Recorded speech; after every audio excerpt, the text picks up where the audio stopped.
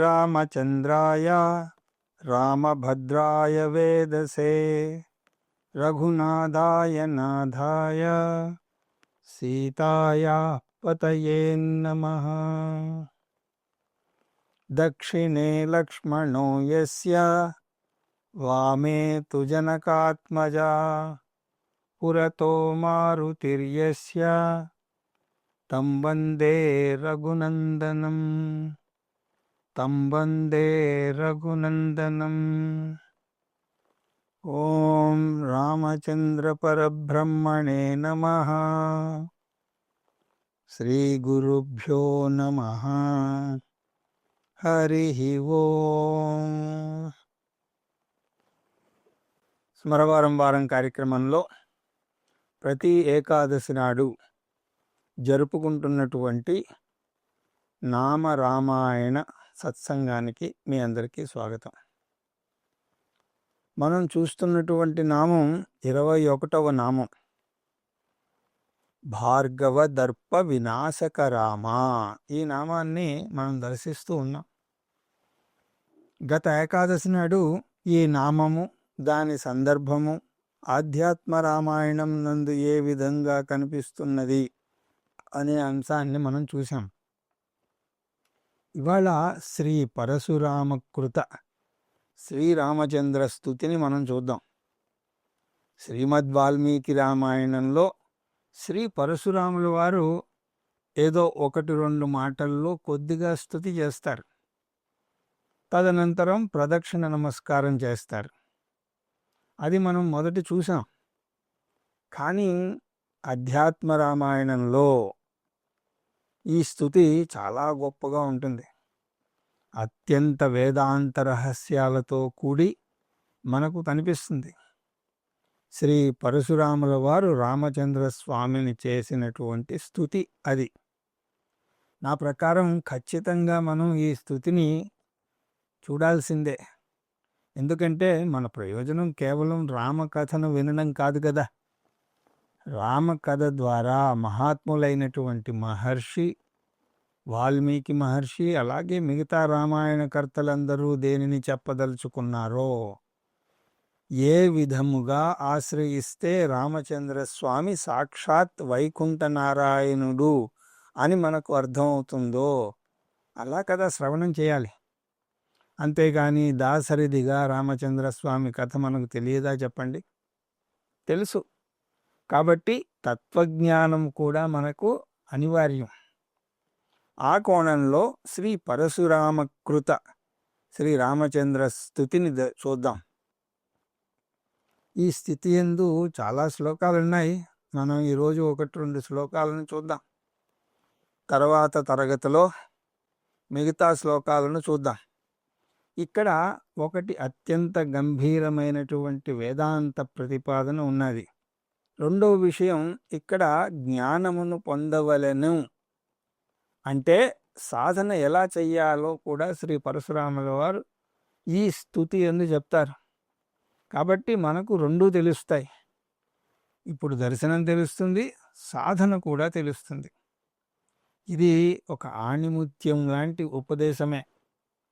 పైకి భగవానుడి స్తుతి, లోపల ఉపదేశము, రెండు లాభాలే మనకి. శ్రీ భార్గవోవాచ అద్య మే సఫలం జన్మ ప్రతీతోసి మమ ప్రభో బ్రహ్మాదిభిః అలభ్యస్త్వం ప్రకృతే పారగోమత. శ్రీ భార్గవరాముడు రామచంద్ర స్వామిని స్తుతిస్తూ ఇలా అంటున్నాడు. హే భగవన్, అద్య ఈరోజు మే జన్మ సఫలం, నా జన్మకు సఫలత లభించింది. అనగా నేను కృతకృత్యుడనైనాను. నీ దర్శనంతో నేను కృతకృత్యున్నయ్యాను. హే ప్రభో, బ్రహ్మాదిభిః, చతుర్ముఖ బ్రహ్మగారు మొదలు సమస్త దేవతలకు కూడా నువ్వు అలభ్యుడవు. నీవు వారికి దొరికేవారివి కాదు. చతుర్ముఖ బ్రహ్మగారు దేవతలందరిలోకి శ్రేష్ఠులు. కానీ అట్టి బ్రహ్మగారికి కూడా నీవు దొరికేవాడివి కాదు అంటే ఏమిటి స్వామి? ఇదేదో ఊరికే స్తోత్రంగానే చేయడమా? దీని యందు ఏమైనా అర్థం ఉన్నదా అంటే చాలా అర్థం ఉన్నది. బ్రహ్మగారికి కూడా నీవు అలభ్యుడివి. ఈ మాట వింటూనే మనకు నిరుత్సాహం ఆల్రెడీ వచ్చేసింది. మన పరిస్థితే నిరుత్సాహం. సాధారణంగా ఏదో పోగొట్టుకున్న వాడిలాగా ఎప్పుడూ నిరుత్సాహంగానే ఉంటాం. దానికి తోడు ఇప్పుడు విషయం అర్థమైపోయింది. ఆ చతుర్ముఖ బ్రహ్మగారికే అలభ్యమైన భగవానుడు ఇక నాకెక్కడ దొరికాను? అవునా కదా? నిష్కర్ష అదే కదా. అదే బ్రహ్మగారికి నీవు దొరకవు, బ్రహ్మగారికి కూడా నీవు దొరకవు అంటే ఇక నాకెప్పుడు దొరికాను? నా తపస్సు ఏమిటి? నా జ్ఞానం ఏమిటి? ఈ అల్ప తపస్సుతో జ్ఞానంతో భగవంతుణ్ణి నేను ఎక్కడ పొందుతాను? కాబట్టి ఈ ప్రయత్నం అంతా కూడా వ్యర్థమే అనే ఆలోచన మనకు వస్తుంది. కానీ పదాలను విశ్లేషించడం చాలా జాగ్రత్తగా చేయాలి. ఇక్కడ అర్థం ఏమిటి అంటే చతుర్ముఖ బ్రహ్మగారైనా సరే తన శక్తి మీద ఆధారపడి నిన్ను పొందలేడు అని. ఓ, నాకు చాలా శక్తి ఉన్నది, నాది మహాతపస్సు, నాది మహాజ్ఞానము, నాది మహాస్థానము అని నేను నేను నేను అంటూ తన యొక్క ప్రయత్నం మీద ఆధారపడితే నేను నాది అనే 2 చక్రాల మీద ప్రయాణం చేస్తూ ఎవడు కూడా నిన్ను పొందలేడు. అంటే నేను అనేది గనక వచ్చిందా బ్రహ్మగారికి కూడా నీవు దొరకవు. అంటే భగవానుడు కేవలం మన ప్రయత్నంతో దొరికేవాడు కాడు. మరి విషయం ఏమిటి స్వామి? విషయం ఏమిటనగా నీ అనుగ్రహమును ప్రార్థించి అట్టి అనుగ్రహమును పొందిన వాడికి నువ్వు దొరుకుతావు. అంతేగాని ఒకడు తన ప్రయత్నంతో నిన్ను సాధించలేడు. అనగా ఒకడు నిన్ను కొనలేడు. ఎప్పుడూ భగవానుని ఎవరూ కొనలేరు. ఎందుకు? మూల్యం చెల్లించే శక్తి ఎవడికి ఉన్నది చెప్పండి? ఎవరు భగవంతుడికి మూల్యాన్ని చెల్లించగలరు? భగవంతుడేమో అనంతుడు.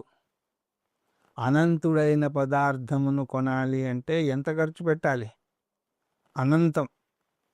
మరి మన పరిస్థితి ఏమో అంతం. అవునా కదా? ఎప్పుడు పుట్టామో ఎప్పుడు పోతామో ఎవరికీ తెలీదు.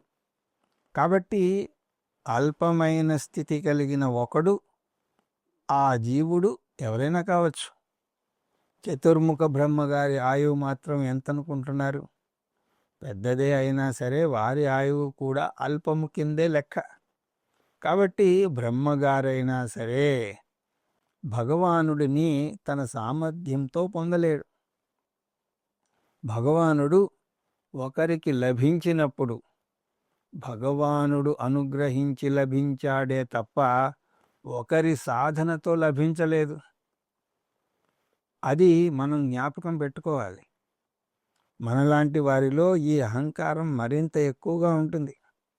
ఓ, మేము చాలా సాధన చేస్తాం, సాధనతో భగవంతుడు దొరుకుతాడు. సాధనతో గనక భగవంతుడు దొరికితే సాధన గొప్పదయ్యిందా? భగవంతుడు గొప్పవాడవుతాడా? సాధనే గొప్పదవుతుంది. మరి మనం అలా అనగలమా? భగవానుడు సర్వాధికుడు కాబట్టి వాడిని కొనడం కుదరదు. భగవంతుడి అనుగ్రహం ఉంటేనే భగవంతుడు దొరికినట్టు. అంటే పరమాత్ముడు తనకు తాను ఒకడికి ఆధీనం చేసుకుంటాడు. అంతే తప్ప ఒకడు సాధించి భగవంతుణ్ణి పొందలేడు. కాబట్టి సాధన చేసేవారు, అధ్యయనాదులు చేసేవారు మా అధ్యయనంతో మేమేదో పొందుతాము అని అనుకుంటే అంతకు మించి అహంకారం ఇంకొకటి లేదు. మరి స్వామి, సాధన అంతా కూడా వ్యర్థమైపోయినట్టేనా? భగవంతుడు ఎవరిని అనుగ్రహిస్తాడో మనకేం తెలుసు? అనుగ్రహించిన వాడికి లభిస్తాడు. అనుగ్రహము పొందిన వాడికి అతను లభిస్తాడు.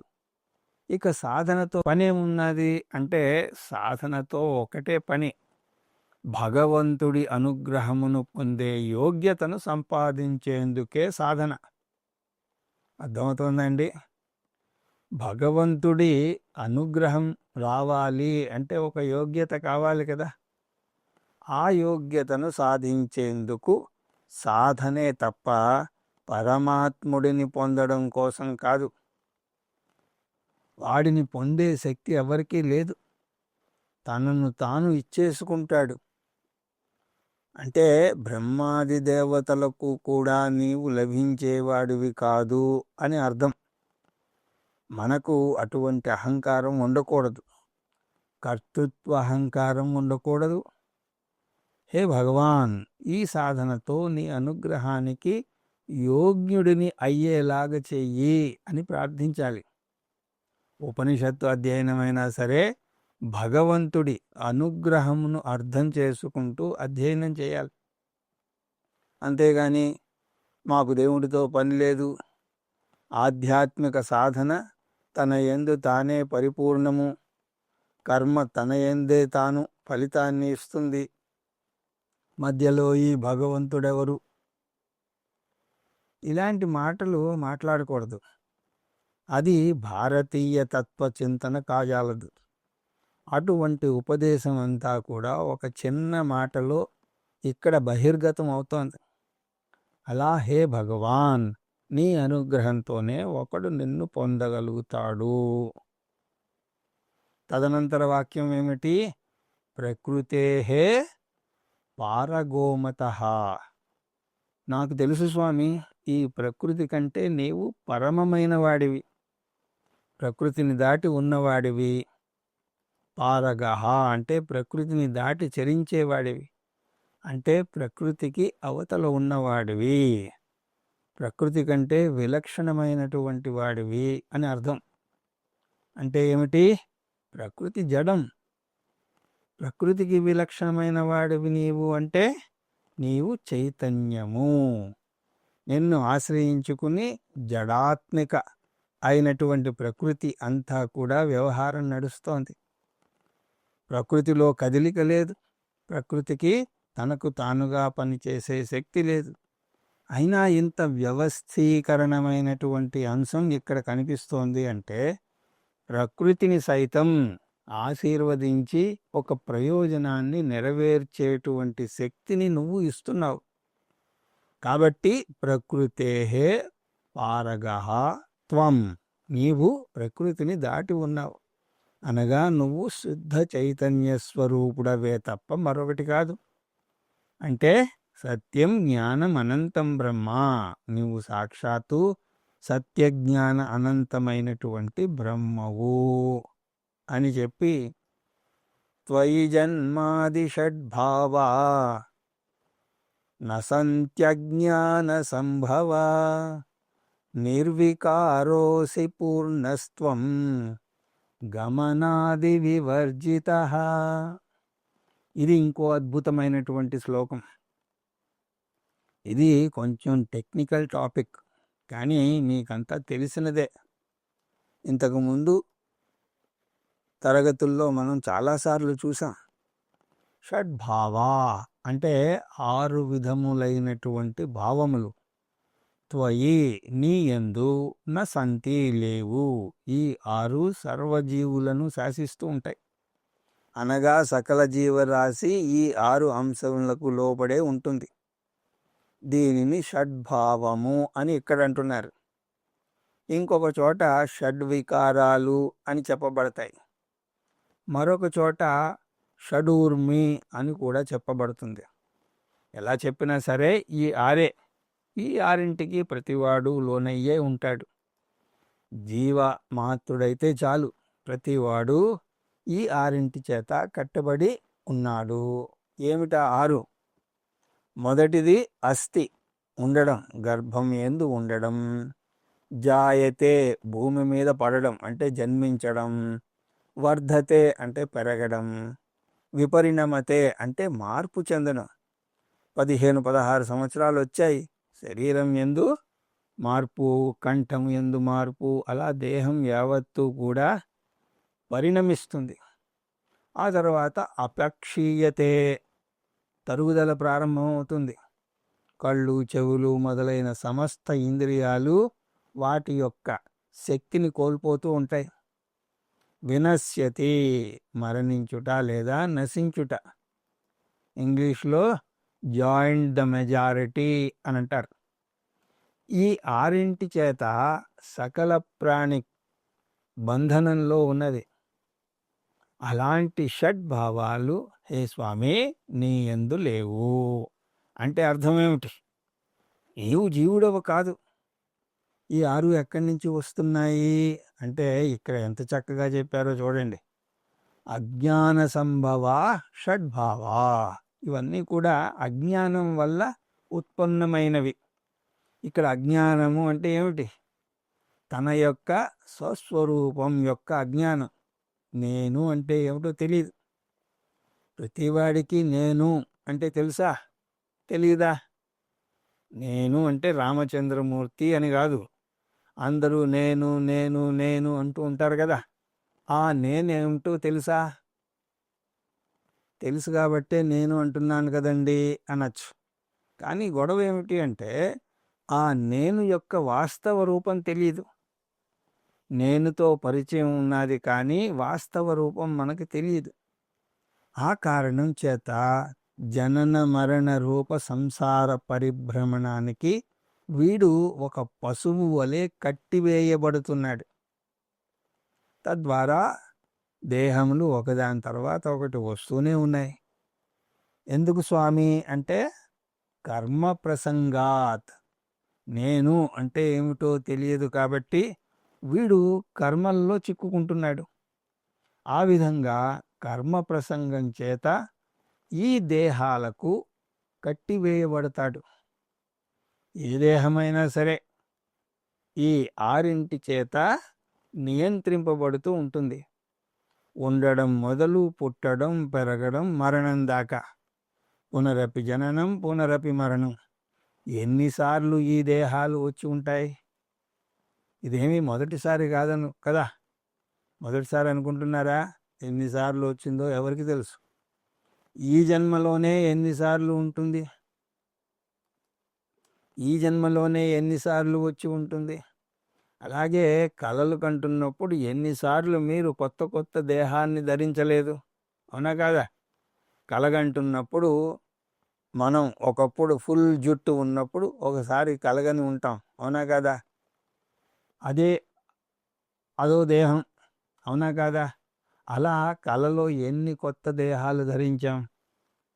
అవన్నీ అలా వచ్చిపోయాయి. ఇవేమీ కొత్త వ్యవహారమా?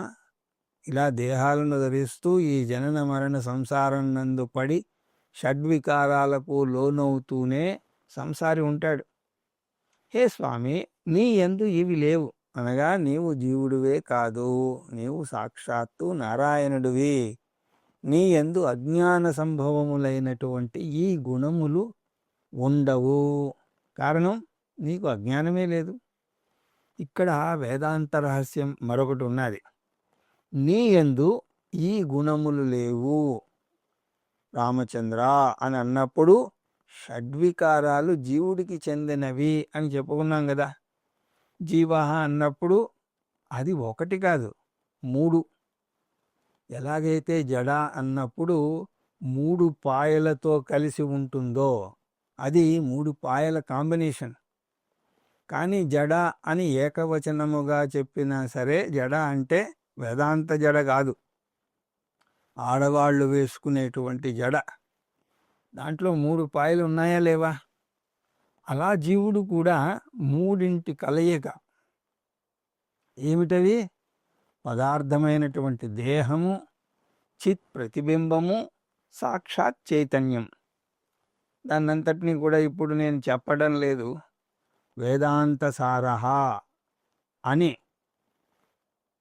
మొదలెడదాం అనుకుంటున్నాను. దాంట్లో ఇవన్నీ కూడా వస్తాయి. లేకపోతే తత్వబోధలో కూడా కొంచెం చెప్పడం జరిగింది వీటి గురించి. ఆ తత్వబోధ వింటే మీకు అర్థమవుతుంది. ఇంకా స్పష్టంగా వేదాంత సారం చెప్పుకుందాం, అక్కడ మనం చూద్దాం. కాబట్టి ఈ షడ్భావాలు ఈ 3 దేనికి సంబంధించినవి?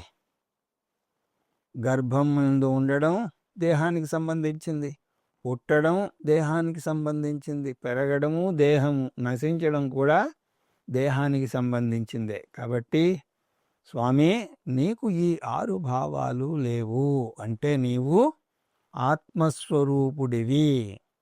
సకల జీవుల యందు ఉన్నటువంటి సాక్షాత్ చైతన్యమే నీవు. దేహాదులకు ఉన్నటువంటి భావాలు నీకు లేవు అంటే నీవు పరమాత్మ. రామచంద్ర, నేను నిన్ను అలా చూస్తున్నాను అంటే ఏమిటి? మన ఇష్టదేవతను మనం అలా చూడాలి. అంతేగాని ఇష్టదేవత విషయముగా ఏవో 4 కథలు విని ఆ కథలతో రాగద్వేషాలు పెంచుకుని మీ దేవుడు తక్కువ, మా దేవుడు ఎక్కువ, మా నారాయణుడు చాలా గొప్ప, మీ శివుడెంత, ఇదంతా ఏమిటి? ఇది కాదు నిజమైన ఉపాసన. భక్తి అంటే ఏమిటి? ఉపాస్య దైవమును ఎలా చూడాలి? వారిని ఒక ఆకారంలో చూసినా సరే, ఒక నామరూప విశేషంలో చూసినా సరే, మన అంతఃకరణ యందు భావం మాత్రం ఇలా ఉండాలి. ఓ స్వామి, నువ్వు సకల ప్రాణుల యందు ఉన్నటువంటి ఆత్మవే, శుద్ధ చైతన్యానివే. కానీ నేను ఇంకా ఆ స్థితికి రాలేదు కాబట్టి నా యోగ్యతను సాధించుకునేందుకై నామరూపాలను ఆశ్రయించి యోగ్యతను పెంచుకోవాలి అని అనుకుంటున్నాను అన్నట్టుగా మనం చూడాలి. అంతే తప్ప ఈ దేవుడు ఒక దేవుడు, ఆ దేవుడు ఇంకో దేవుడు, ఇంతమంది దేవుళ్ళు ఉన్నారా? ఈ కోరికకు ఈ దేవుణ్ణి మొక్కుతాను, ఆ కోరికకు ఆ దేవుణ్ణి మొక్కుతాను, ఏ దేవుడు లేకపోతే పరలోకమందున్న మా యొక్క తండ్రి అని ఇంకో దేవుడున్నాడు. ఇది కాదు, ఇది హిందూ ధర్మం కాదు, ఇది వేదాంత దర్శనము కాదు. అది మనం ఇక్కడ గ్రహించవచ్చు. నీ యందు షడ్వికారాలు లేవు అనగా నీవు జీవుడివి కావు, అనగా నీవు ఆత్మస్వరూపుడివి, అనగా నువ్వు శుద్ధ జ్ఞాన స్వరూపుడివి. నిర్వికార అసి, ఏ స్వామి, నీ యందు ఎప్పుడూ కూడా ఏ మార్పు ఉండదు. వికారము అంటే మార్పు, మాడిఫికేషన్. మార్పు అని అనడంలో దేనిని సూచిస్తున్నారు? కాలాన్ని సూచిస్తున్నారు. కాలమే మార్పు. కాలం లేకపోతే మార్పు ఉండదు.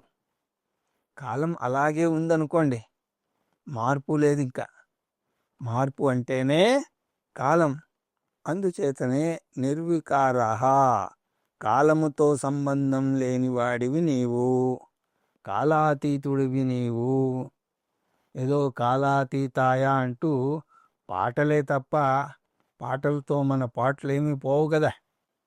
కాలాతిక్రమణ చెయ్యాలి అంటే కాలకాలుడైనటువంటి పరమాత్ముణ్ణి మనం పట్టుకోవాలి.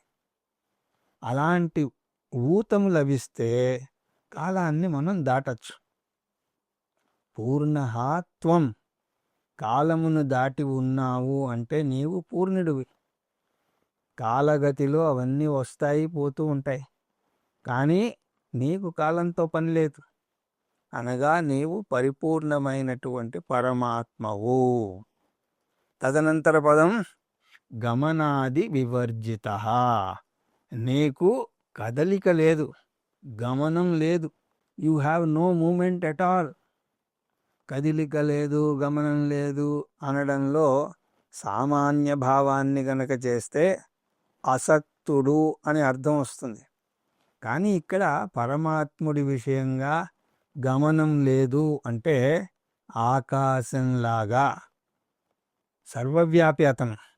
ఆకాశం కదులుతుందా చెప్పండి? ఆకాశంలో ఉన్నవన్నీ కూడా కదులుతాయి.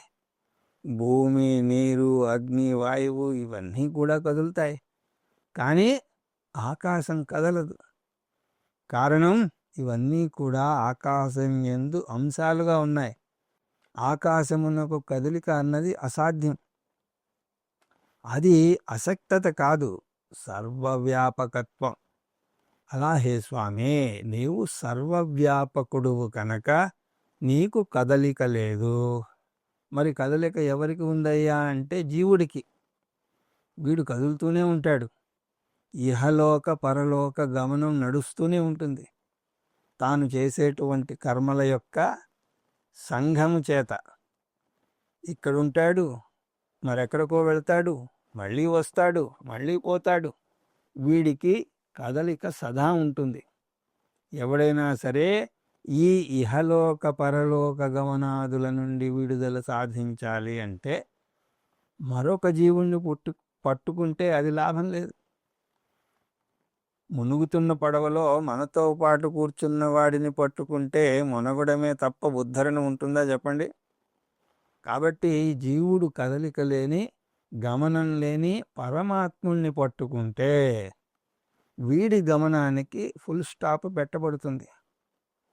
పునరావృత్తి రహితమైనటువంటి పదం లభిస్తుంది. కాబట్టి ఇహలోక వ్యవహారము, ఈ గమనమునకు హేతువైనటువంటి వ్యవహారము ఎంత తగ్గించుకుంటే అంత మంచిది అని అనుకోవాలి. తగ్గించుకుని గమనరహితుడైనటువంటి పరమాత్ముని వైపు దృష్టి సారించాలి.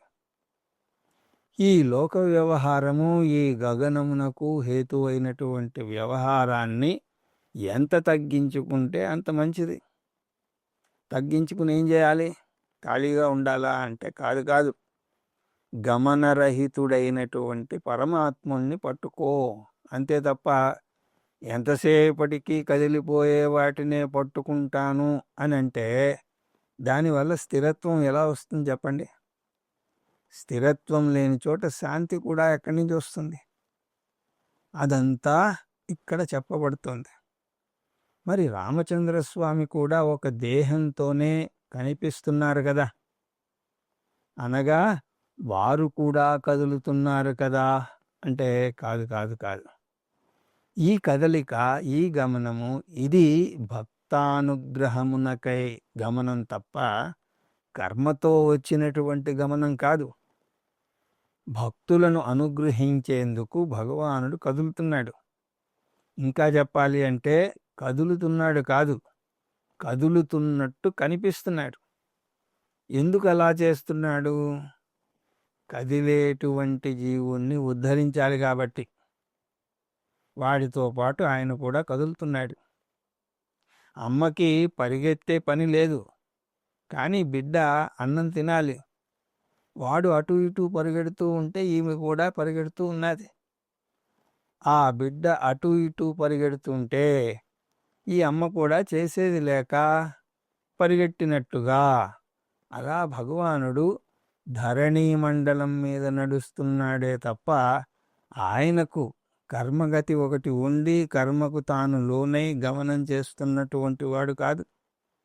అలా భగవానుడు కరచరణాది అవయవ విశేషాలతో దర్శనమిచ్చినప్పుడు, అలాగే నామరూపాలతో దివ్య కథలతో వారు భూమండలం మీద ఉన్నంత వరకు, రామాయణం ఉన్నంత వరకు రామచంద్రస్వామి ఉన్నట్టే.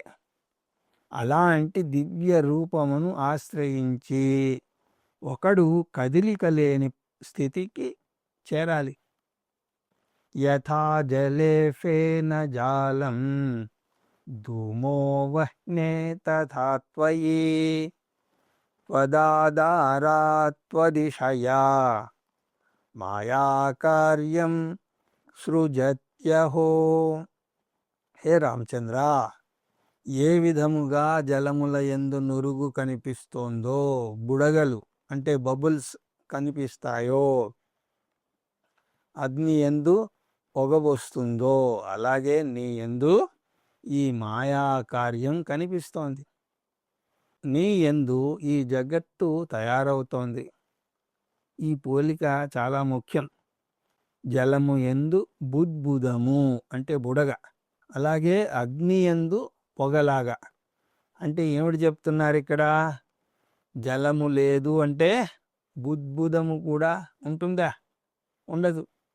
బుద్బుదము బాగుంది కదా అని చెప్పి, అంటే బుడగ బాగుంది కదా అని చెప్పి ఇంటికి తీసుకెళ్దాం అనుకుంటే అది వస్తుందా? రాదు. అగ్ని లేదు, పొగ వస్తుందా? రాదు. అనగా బుడగకు జలము పరమాధారం, ధూమమునకు అగ్ని పరమాధారం. అలాగా ఈ జగత్తుకంతా కూడా నీవు పరమాధారం. కానీ గమ్మత్తుగా నిన్ను మర్చిపోయి ఆ బుడగల్లో పడతారు చాలామంది. అది ఎప్పుడో టప్మంటుందో అది ఎవరికీ తెలియదు. జో భీ బబ్లీ హై సబ్ బబూల్ హై, భయ్ కబ్ ఫుటేగా కిస్కో పతా. కానీ జలము ఆధారంగా ఉన్నదని గుర్తిస్తే ఈ వ్యవహారంలోంచి తల బయటపడుతుంది. అది మర్చిపోతారు అందరూ. పరమాధారమైనటువంటి నిన్ను విస్మరించి ఈ బుద్బుదముల యందు అంకితమైపోయి వాటికి లేనిపోని మహిమలనన్నీ అంటగట్టి, ఆహా మా జీవితం ఇది, మా గొప్పతనం ఇది. భగవంతుణ్ణి మర్చిపోయాక అదొక జీవితమే కాదు, ధిక్కరింపుబడుగాక అటువంటి జీవితం. దాంట్లో గొప్పతనాలు చెప్పుకోవడం అంటే అర్థమేమిటి? ఈ బుడగలతో మేమేదో చాలా గొప్ప వ్యవహారం చేస్తున్నాము అని చెప్పడం. ఎవడైనా సరే బుద్బుదములను గురించి 4 ప్రశంసా వాక్యాలు పలుకుతూ ఆహా ఓహో నేనేదో సాధించాను అంటే మనం నవ్వుతామా నవ్వమా? అలా జ్ఞానులు మనల్ని చూసి నవ్వుతారు. ఓరి మూర్ఖుడా, అసలుది మర్చిపోయి ఎందుకు ఇక్కడికి వచ్చావో అది మర్చిపోయి, గొప్పదైనటువంటి మానవ దేహాన్ని పొంది అది కూడా మర్చిపోయి ఈ బుడగల వెంట పడతావేమిట్రా అంటూ మహాత్ములకు నవ్వు రాక ఇంకేమవుతుంది చెప్పండి? వారు ఆక్షేపించక ఇంకేం చేయగలరు? ఎంతకాలమని మనల్ని బుజ్జగిస్తారు? బుజ్జగిస్తూ ఉంటే మనం ఏం చేస్తున్నాం? నిద్రపోతున్నామే తప్ప అయ్యా నేను బాగుపడాలి అని అనుకుంటే బాగున్నాం. కానీ మనం బుజ్జగిస్తే నిద్రపోతున్నాం. కాబట్టి ఈ శ్లోకంలో పరశురాముల వారు అత్యంత పరుషంగానే చెప్తున్నారు. ఈ సృష్టి అంతా కూడా నీ యందు బుద్బుదప్రాయము. నీవు సత్యం. నీ యందు ఇది ధూమము వంటిది. బుద్బుదము ఎప్పుడు ఉంటుందో ఎప్పుడు పోతుందో తెలియదు. ధూమము కూడా కళ్ళను కప్పేస్తుందే తప్ప దానివల్ల స్పష్టత ఉండదు. ఉన్న చూపును కూడా దెబ్బ కొట్టేదే తప్ప ఇది స్పష్టత ఏనాడు ఇవ్వదు. అలాంటి వ్యవహారం ఇక్కడ ఉన్నది. ఈ జగత్తంతా కూడా నిన్ను ఆధారంగా కలిగి ఉన్నది. నీవే విషయముగా కలిగి ఉన్నది. ఈ విషయమును గనక ఒకడు తెలుసుకుంటే వాడు ఒక గొప్ప రహస్యాన్ని చూస్తాడు. ఈ జగత్తు ఎంత గొప్పగా ఉన్నా ఇది స్వయం ప్రతిపత్తి కలిగి స్వతంత్ర సత్తా కలిగి లేదు. కాబట్టి దీనిని సాధనగా చేసుకుంటే దీనికి ఆధారంగా ఉన్న పరమాత్మని పొందు. ప్రపంచంలోని ప్రతి అంశాన్ని ఉపయోగించుకుని దేనికి? పరమ సముద్రమును చూసేందుకు అని శ్రీ పరశురాముల వారు అద్భుతంగా ఈ 3 శ్లోకాలలో ఉపదేశం చేశారు. మిగతా ఉపదేశం మళ్ళీ వచ్చే ఏకాదశి నాడు మనం దర్శించే ప్రయత్నం చేద్దాం. అయితే తరగతి చివరిలో అడిగేటువంటి 3 ప్రశ్నలు: మనం చేసే సాధన దేనికి? రెండో ప్రశ్న, షడ్భావాలు అంటే ఎన్ని, అవి ఏవి? మూడవ ప్రశ్న, ఏ విధంగా భగవంతుని యందు మాయాకార్యం కనిపిస్తోంది? వీటికి సమాధానం కామెంట్ రూపంలో రాసి పంపించండి. హరి ఓం తత్సత్. మంగళం కౌసలేంద్రాయ మహనీయ గుణాత్మనే చక్రవర్తి తనూజాయ సార్వభౌమాయ మంగళం. వేద వేదాంత వేద్యాయ మేఘశ్యామలమూర్తయే పుంసాం మోహన రూపాయ పుణ్యశ్లోకాయ మంగళం.